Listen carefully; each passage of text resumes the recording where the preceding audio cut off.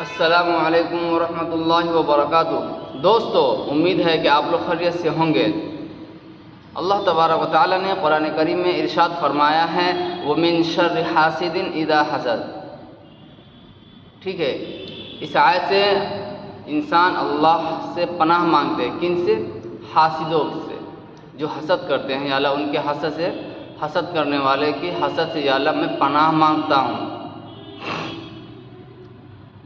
اور حسد سے بچنے کے لیے ہم لوگوں کو سورہ فلق اور سورہ ناس کا جو اہتمام کرنی چاہیے۔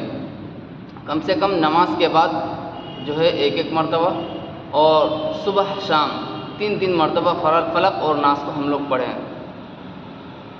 اس سے ہم لوگ بری نظر اور بری حسد سے ہم لوگ حفاظت میں، محفوظ میں رہیں گے، اللہ کے حفظ و امان میں ہو جائیں گے۔ اور حسد سے بچنے کے لیے اللہ کے نبی صلی اللہ علیہ وسلم نے ارشاد فرمایا اعوذ بکلمات اللہ التامۃ من کل شیطان وہامہ ومن کل عین لامہ۔ ٹھیک ہے، تو ہم لوگ اس دعا کو اہتمام کریں صبح و شام۔ اور اسی طریقے سے ایک جگہ اور ہے، فرماتے ہیں اگر حسد سے آپ بچنا چاہتے ہیں یا حسد سے آپ کو ڈر لگے تو آپ پڑھیں بسم اللہ ما شاء اللہ لا قوت الا باللہ، بسم اللہ ما شاء اللہ لا قوت الا باللہ۔ کیونکہ سب سے پہلے حسد جو ہے ابلیسوں نے آسمانوں پر کیا۔ کس کے ساتھ کیا حسد؟ آدم علیہ السلام کی عزت کے ساتھ۔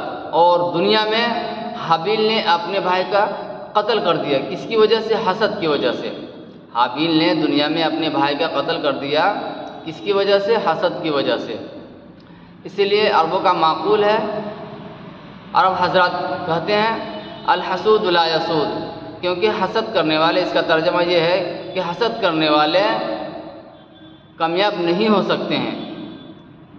اسی لیے جو حسد کرتے ہیں ان سے میری گزارش یہ ہے کہ اگر اللہ تبارک و تعالیٰ نے آپ کو جس حال میں رکھا ہے تو آپ اللہ کے پہ خوش رہے، راضی ہو جائیں، کیونکہ اللہ تبارک و تعالیٰ نے جو مقدر میں آپ کا لکھ دیا ہے وہ آپ کے ساتھ ہونا ہے، چاہے رزق کے اعتبار سے ہو یا اولاد کے اعتبار سے ہو یا مال و اسباب کے اعتبار سے ہو۔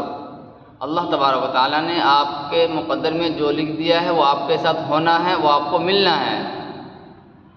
اور ایک دوسرے بھائی کے شخص میں اللہ نے اگر خوب بنگلہ، گاڑی، ہر ایک چیز دولت ان کو لکھ دیا ہے تو ان کے ساتھ یہ ہونا ہے، کیونکہ ان کے مقدر میں ہے۔ تو ہم ان سے حرص نہ کریں، ہم ان سے حسد نہ کریں، کیونکہ حسد ایک مہلک بیماری ہے۔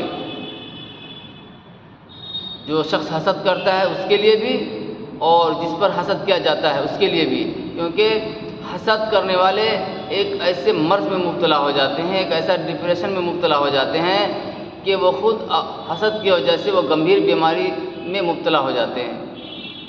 اور جس کے ساتھ حسد ہوتا ہے وہ لوگ خود ایک دوسرے کے پاس بھٹکنا شروع کر دیتے ہیں۔ اسی لیے اللہ سے ہم لوگ پناہ مانگیں حسد کرنے والے یا جس پر حسد کیا جائے، کہ اللہ ہم لوگوں کو کیا کرے؟ محفوظ رکھے۔ اگر میرے اندر حسد کی بھر جائے فطرت کی وجہ سے تو ہم لوگ اللہ سے دعا مانگیں کہ یا اللہ اس بری بیماری کو، اس بری مہلک مرض کو یا اللہ میرے اندر سے، میرے سینے سے، میرے دل سے یا اللہ تو ختم کر دے، کیونکہ اللہ تبارک و تعالیٰ ہر چیز پر قادر ہے۔ اس لیے اللہ سے ہمیں مانگنی چاہیے، اور اللہ کے دی مقدر میں جو لکھ دیا ہے اس پر ہمیں راضی ہونی چاہیے، خوش ہونی چاہیے۔ وآخر الدعوانا ان الحمد للہ رب العالمین۔